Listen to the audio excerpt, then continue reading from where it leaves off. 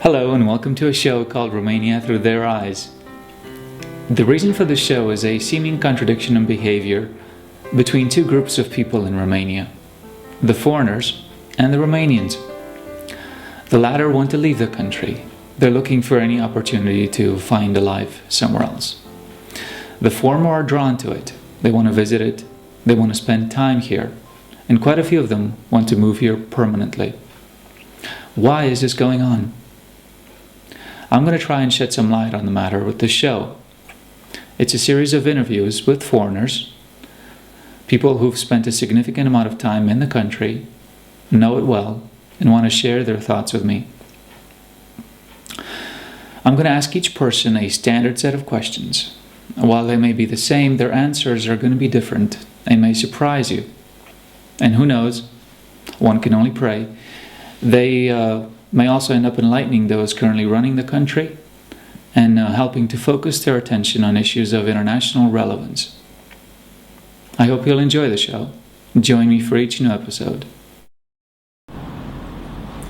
Hi, my name is Chuckk Hubbard. I am 35 years old and I'm from the United States. I came to Romania in September of 2007. And I graduated from college in June of 2007.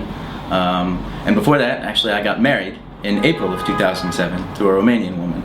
And so, if you think a little backwards, you can see how the sequence of events ended with me being in Romania. I studied music in school. I studied composition.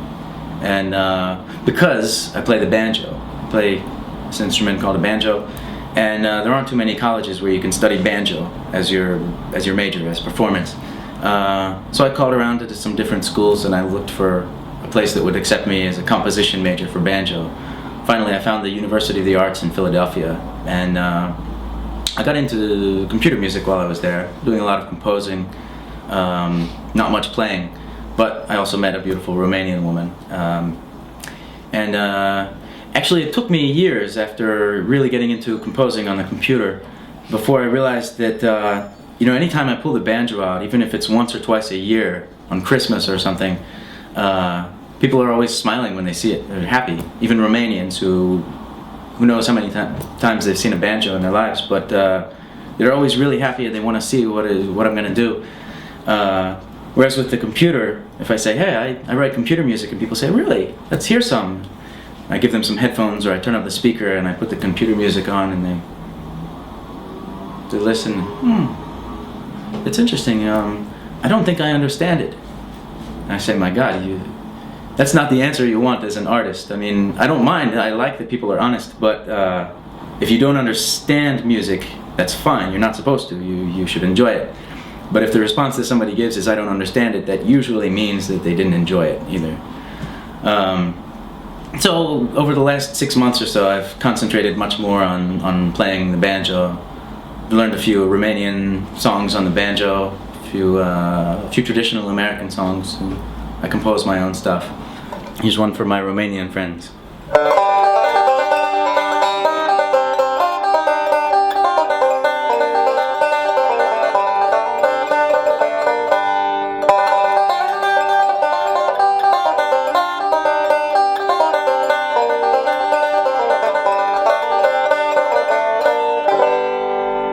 My wife is a visual artist. Her name is Irina Hasnash. She's from Bucharest.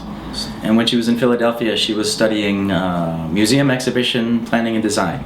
So she does a lot of work, freelance work with different museums in Bucharest. She's designed exhibits, for instance, for the National Museum of History of Romania.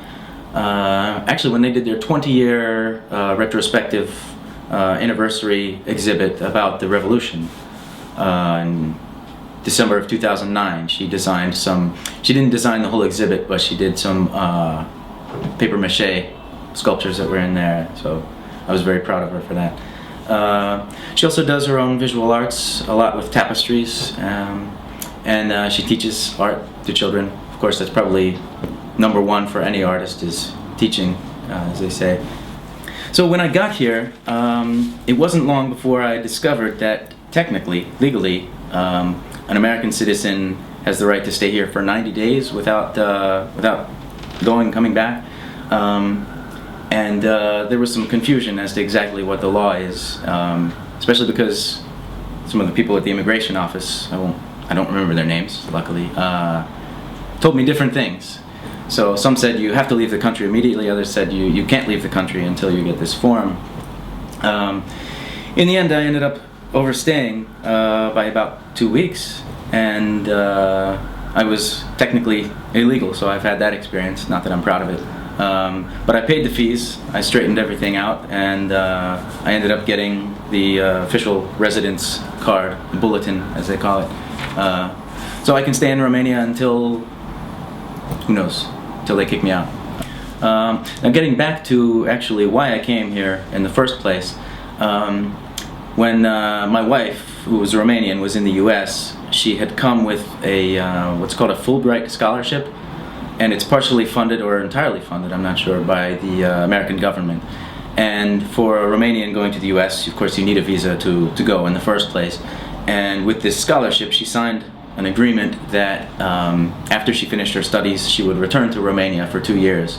And unbeknownst to us at the time, her marrying me had no effect on that requirement. And so I was left at this point with the choice of saying goodbye to her, saying, okay, well, I'll wait here for you in 2 years, maybe we'll see each other, or coming to Romania. And I consider that I chose the lesser of two evils. Actually, one other option that we had was to go to another country. For instance, Canada, which is not very far from Pennsylvania. It's a couple of hours drive. So I am from Pennsylvania, by the way. And so her requirement was only for the US. She could have spent the rest of her life in any other country without returning to the US. But I wasn't so sure that I wanted to spend the rest of my life in another country. So I said, well, let's get it over with. We'll go straight to Romania, see how it is. And now we've been here actually for 3.5 years. Actually, she's been here for 4 years. She came before me. But I found that over the almost 4 years that I've been here, I consider that I've become, I won't say integrated necessarily. I still feel very foreign. I still feel a gap between most of the people around me and myself.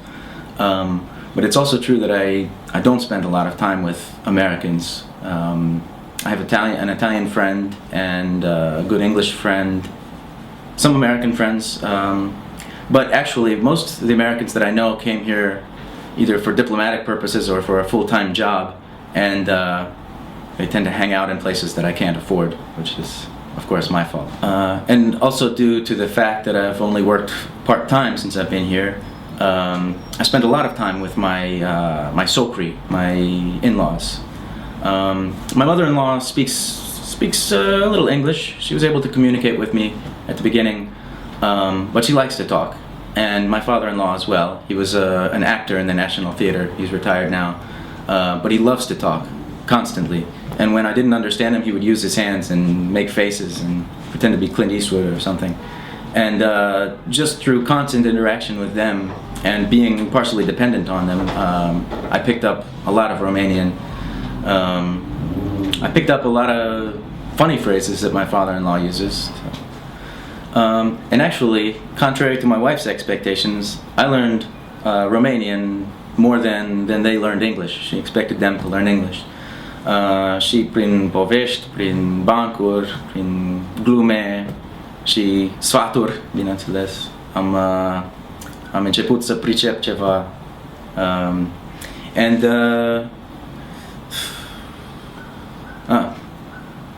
And as far as English, I can tell you my father-in-law, he's never really studied any foreign languages, though he knows, let's see, when my mother called on Christmas, he was able to say Merry Christmas, which I was really thrilled to hear that. He can say time is money. And actually the other English phrase he knows is not American. In fact, it comes from the theater. He knows to be or not to be, which I think most of his friends also know, being actors. And so I've learned Romanian, I think, pretty well for a foreigner. And my wife's friends and her parents and their friends, who are all older and they don't speak English, they joke a lot about how te-ai romanizat, You've become Romanian. And I don't agree with that.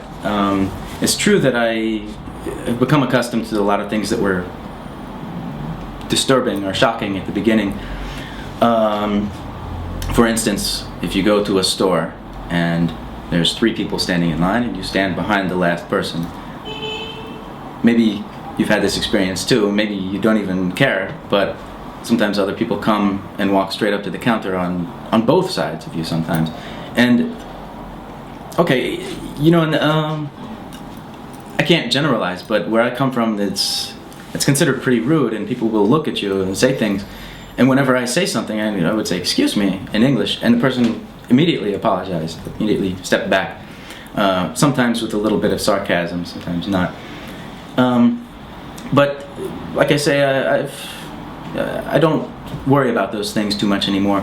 One thing that I find really hard to get over, and it applies to so many different areas. You know that there's an old Romanian saying that's, I guess, from the Middle Ages, from the time of the Ottoman Empire. Capul care se pleacă, sabia nu taie, which, as far as I understand it, means the sword does not cut the head that bows down. Now, most people will tell you this is old. Romanian society isn't like this anymore. But you know, people do still talk about the influence of Soviet Russia and the communists here. There was a totalitarian government here for decades, and we all know this, for a generation. But I feel like, in regards to crime on the street, which is, as far as I know, is less than it is in the U.S.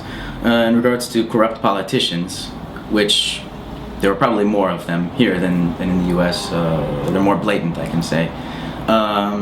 In regards to maybe other members of society taking bribes who ideally shouldn't have to, doctors,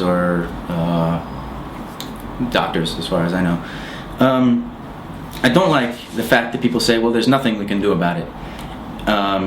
Okay, I'm not necessarily the most motivated, ambitious person trying to change the world, but when I see something that is clearly wrong, and the person doing it knows that it's wrong, and the person standing next to me knows that it's wrong, it's painful to hold that inside.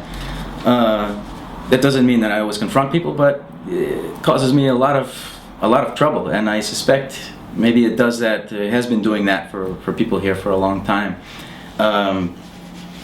But when, let's see, about a year ago, I guess, sometime last year, there were some riots in Greece over some economic decisions made by the government.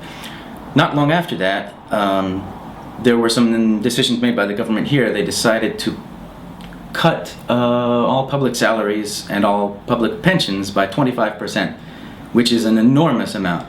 And people complained and complained and complained, and there was talk that there's going to be riots, people are going to be in the streets making huge strikes. And I said, I don't believe it. In a positive sense, from what I see, Romanian society is not so violent.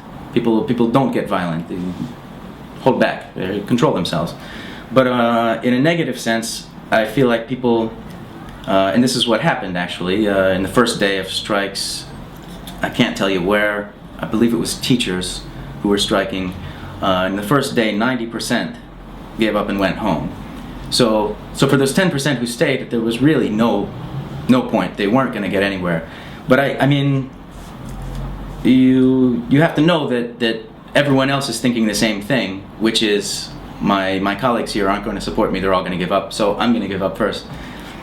Okay, I can't read minds, and I can only speak for myself. But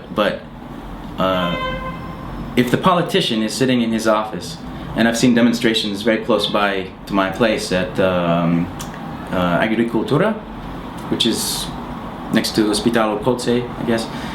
People demonstrate with signs. The next day they're gone. And if you're a politician sitting in your office looking out the window seeing these people, maybe the new guy, the young guy, looks out the window and says, oh my gosh, these people are going to hang us. The old experienced guy says, don't worry about it, they'll go home. He has no reason to do anything. And I'll make a connection that I hope doesn't sound insulting, but in the 1960s, I think, some psychologists in the US did some experiments on dogs.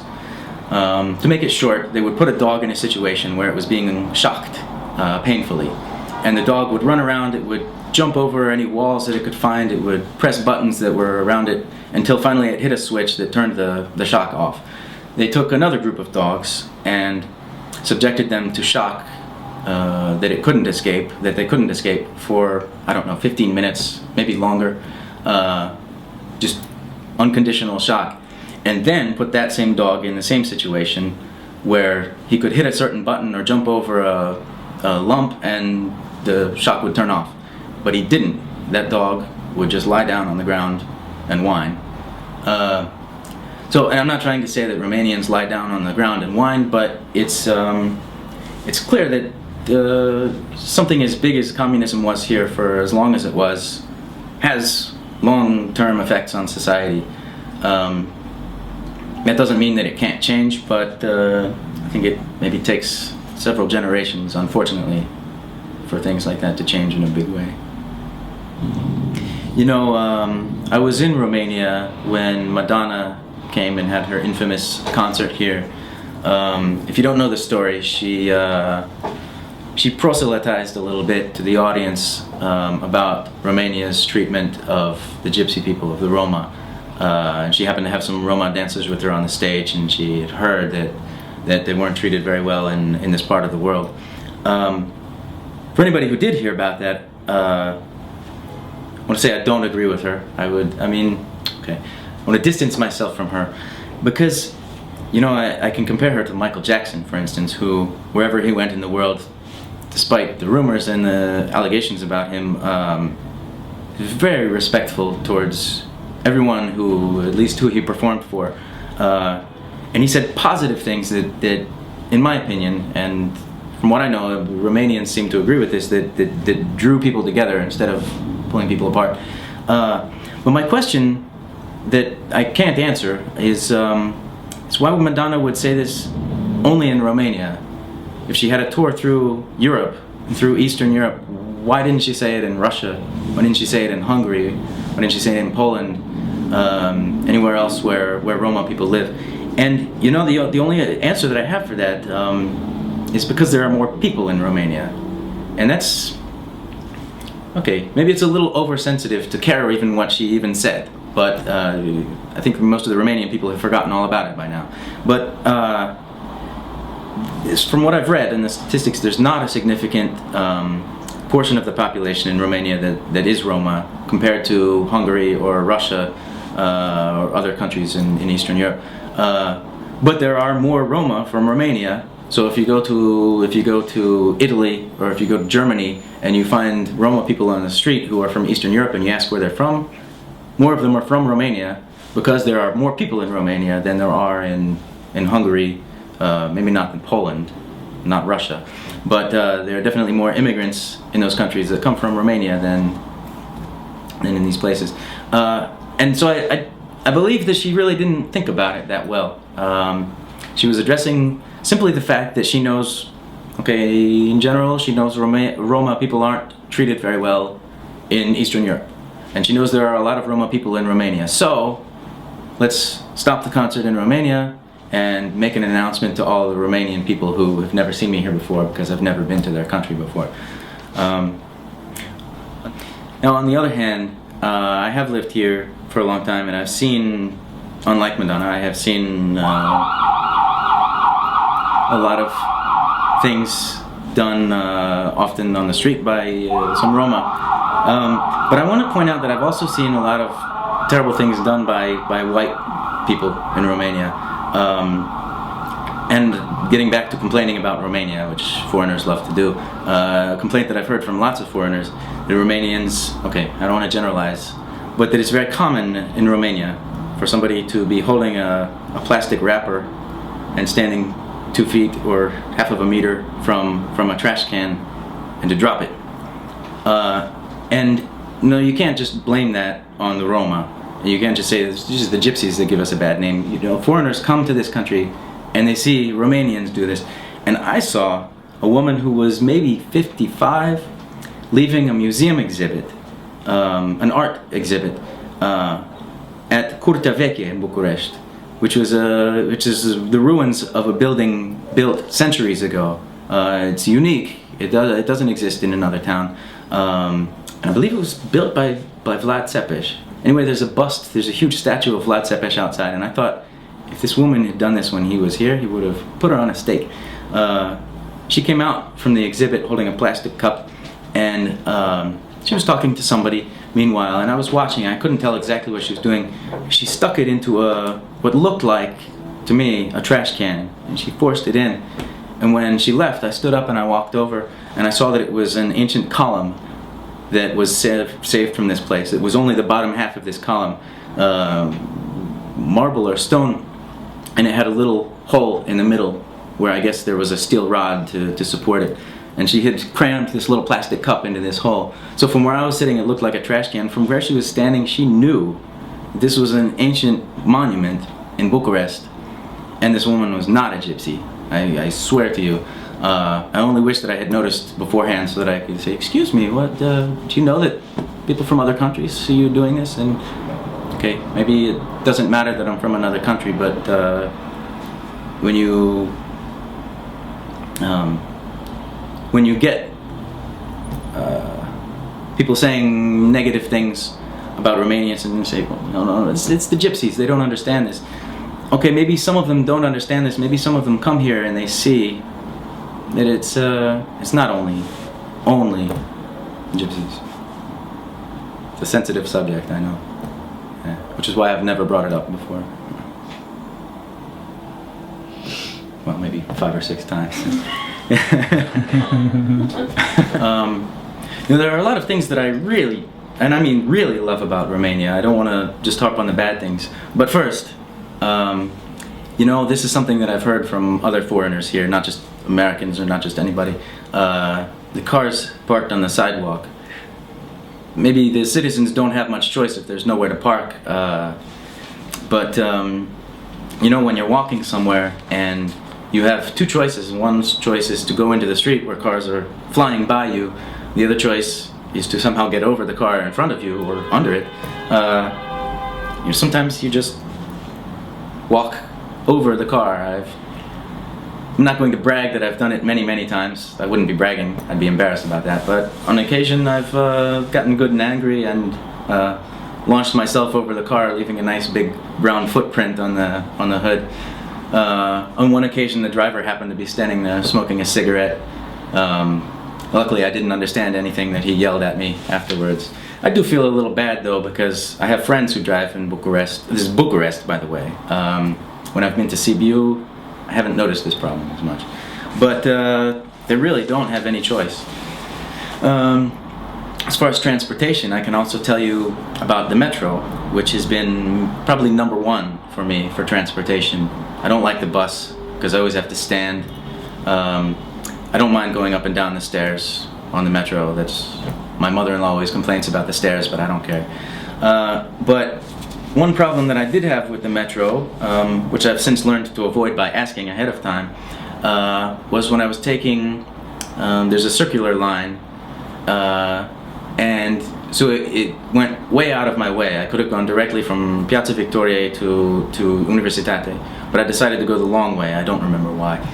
And it got about halfway, which means it was way out in the west of the city, and it was maybe 11:30 at night, and it stopped at Crângaș, I guess, and didn't go again. And I noticed after a few minutes that there was no one else on the train. Finally, a guy came and started not yelling, but chastising me for still being on the train. And I thought, "Whoa, what? No, please, forgive me." And there was nothing he could do. He couldn't make the train go again. He forgave me, of course, but I then had to make a call to my wife on my cell phone, which was dying, and my wife being out of Bucharest at the moment, to ask her how to get back to Universitate on foot from, I think maybe it was Roilor. Luckily, I was able to see the National Opera House, and I took her word for it that it was just a straight line, and finally I did arrive. I arrived back home. Something like that only has to happen to you once before you learn, excuse me, are there more trains? Before you get on. Shortly after I came here, I started teaching English, just part-time. I'm not working at a major school or anything, just private lessons here and there. And because of that, because of working part-time, I spent a lot of time at home. I didn't know too many people here. At the time I didn't speak the language very well. And maybe about 3 months after I got here, my wife started to teach lessons in her in our apartment, art lessons. And so she asked me every Saturday to go someplace else. At the beginning I would go to my in-laws' house and be in their way, of course.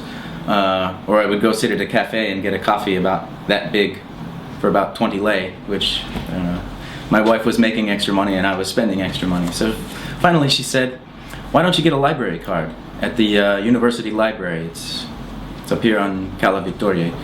And so she talked to them and asked if it was possible to have an orientation tour in English. They said yes. So one Saturday I went in and I said, can I have this tour in English? And they said, sure. A very nice woman came and she showed me around where I can ask for books, where I can look on the computer, where I can sit with a book, where I can sit with my laptop. And then she took me to an office with a big counter and she said, okay, I need to go take care of a few things in my office.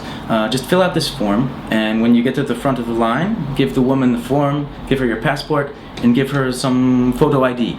This is what I understood. Anyway, I said, thank you very much, great. Filled out the form, I got to the front of the line, I gave the woman the form, and she said, passport? And I gave her my passport, and she said, what did she say, photo identificare, something.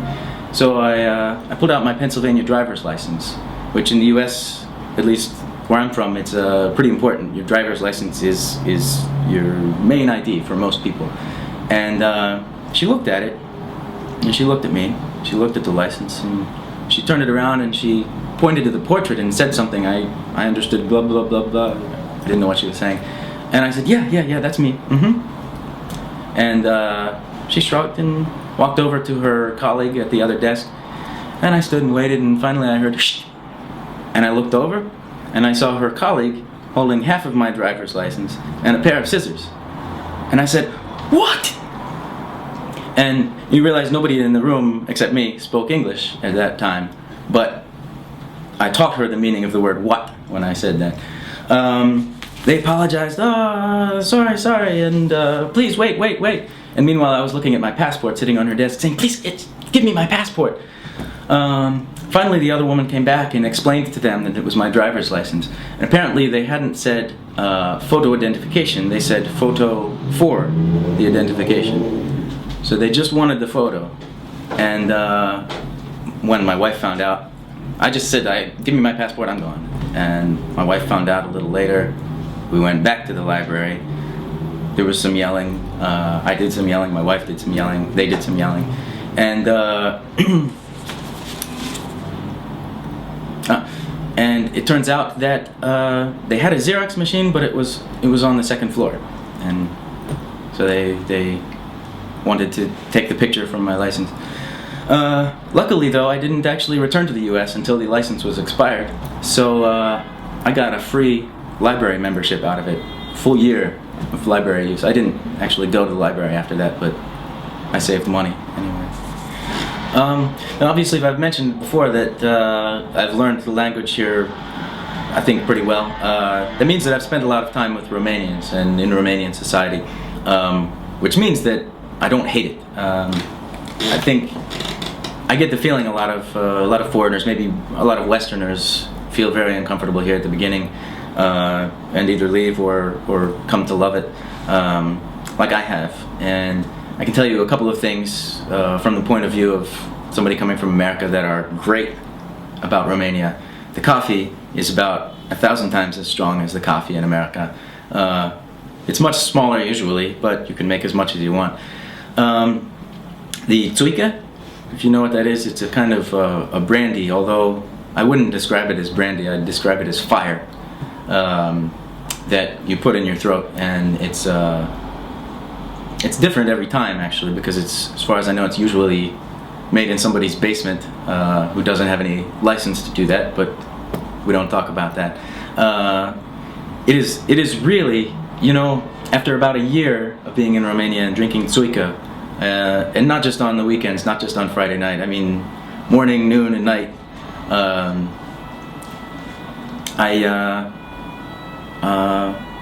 was at an airport and I bought a bottle of Jameson whiskey, which was my favorite back in the States, and it tasted like candy.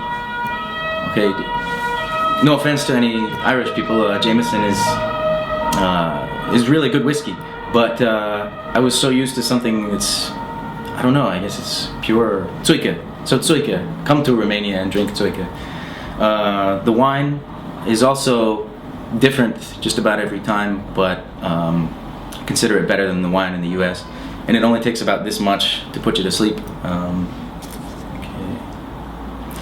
One thing I've heard a lot of people mention, and I don't know if it's true, but I have perceived it while I'm here, that there's a large amount of beauty among Romanian women, to say it in a politically correct way. Maybe it's because Americans have a large amount of obesity. I don't know. Romanians maybe walk more. Okay, you draw whatever conclusions you want from that. But it's been my experience, yes, that it is just pleasant to walk around any city, any town in Romania. I love Romanian music. I love especially traditional Romanian music. Can't say I'm into Manele, and I'm not much into what was that group with the Numa Numa song that was famous. I'm not so much into that. But Maria Tănase, if you know who she is, Ștefan Bănică, the father. If you haven't heard them, you should go look them up right now. If you have heard them, then you know what I'm talking about. Great music, and actually, that leads me to another story of our second wedding. When we got married in Philadelphia in 2007, none of my wife's family were able to come. So she was a little lonely. All of my family was there, none of hers. And she always said that after I got to Romania, we would have a big Transylvanian wedding sometime. And that kind of didn't happen. It got pushed around. Finally, after two and a half years, we decided to do it. And a big part of that was my telephone calls to my mother and my father and my sister, who all three said, yes, we can come, which to me was the happiest thing that I'd ever heard. I was so happy. I made 8 CDs of mixed music, from Adriano Celentano to Elvis, Beatles, Michael Jackson, some country, Johnny Cash. I shouldn't try to sum it up because there was too much, but also Romanian. It was great. I was so excited. And on April 17th, which was 4 days after our 3rd anniversary, we had our second wedding. There was a Turk, there was an Italian, there were 4 Americans. Who else? There were 2 Austrians and about 50 or 60 Romanians. And I can tell you exactly what my father said as he witnessed people speaking things that he didn't understand, and drinking and smiling and laughing and dancing. Is it okay to swear? Yeah. You see, these Romanians know how to fucking party. Hi, Dad. Yeah. And I actually did translate that also for the Romanians so that they would appreciate that it was a genuine compliment. It might sound bad, but my God, we had fun. We danced a hora, we danced another hora, and we danced another hora. We danced a periniță. If you've ever done this, you should try it. If you're not Romanian, you should definitely try this dance if you ever get a chance. You have a scarf or some form of a cloth. Everybody dances in a circle, which is not surprising. But one person stays in the middle with the cloth, and then they look around and they pick somebody, put the cloth around the person, pull them in, and kiss them. I guess traditionally you get down on your knees to do it, but we had a lot of older people with us, so we skipped that part. So for any Americans who are thinking about coming to Romania, I don't have a whole lot of advice. If you're open-minded, I mean, if you're interested in coming to Romania, you'll probably enjoy it. Be patient. That's advice for anyone going anywhere. But most importantly, is leave your gun at home. You can't bring it even if you don't go on an airplane, if you ride on a ship, you're not allowed to have it. They exist. People do have them, but it's not so fundamentally a right as it is back home.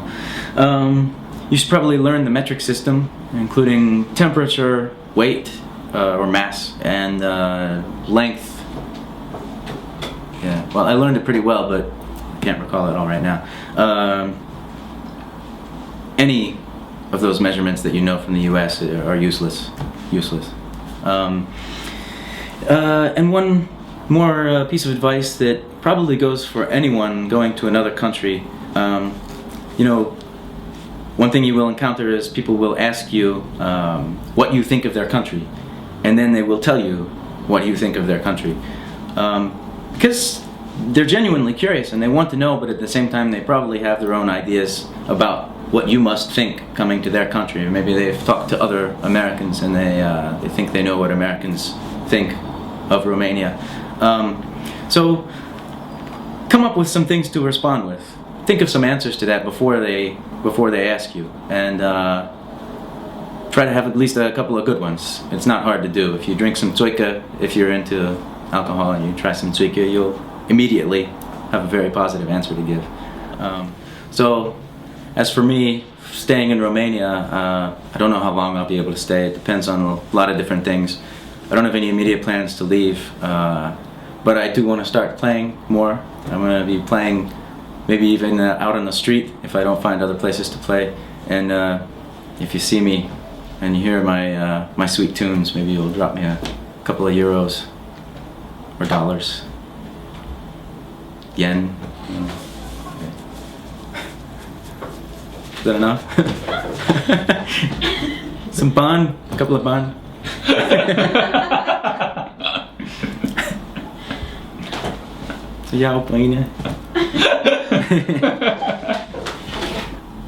So when I came to Romania, I knew that I wouldn't be able to find a banjo here. At least I suspected it. So I had the choice of bringing my normal acoustic banjo or this electric one. And I could only take one of them on the plane, so I chose this one because it still has a loud enough sound for playing acoustically, and if I go somewhere with an amplifier I can plug in. So I'll do a couple of American tunes. Maybe you recognize some.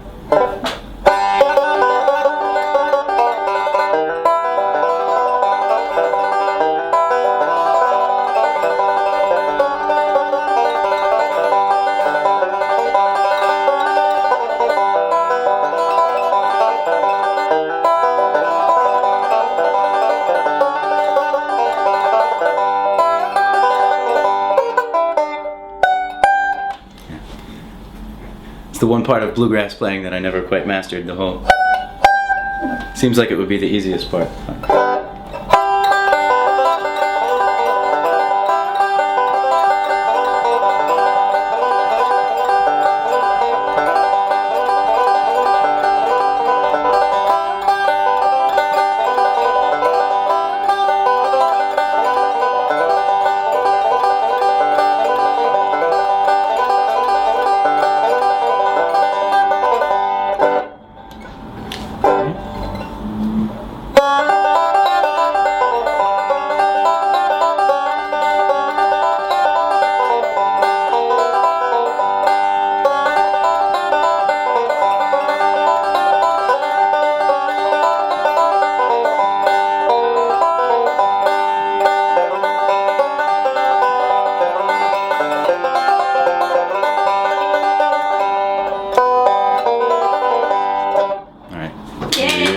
Maybe use a part of that, I don't know. Old Joe Clark. Blackberry Blossom.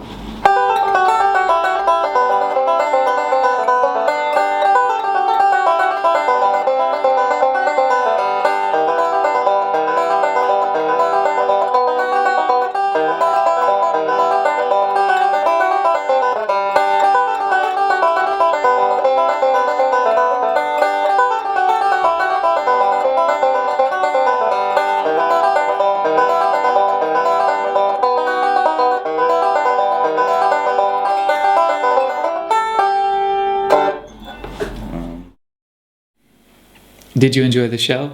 Do let me know what you think in the comments below. And please take a few seconds to like it or fave it or share it with your friends. Show me that you want to watch it, and I'll be glad to get to work on more interesting interviews. Thank you. Till next time.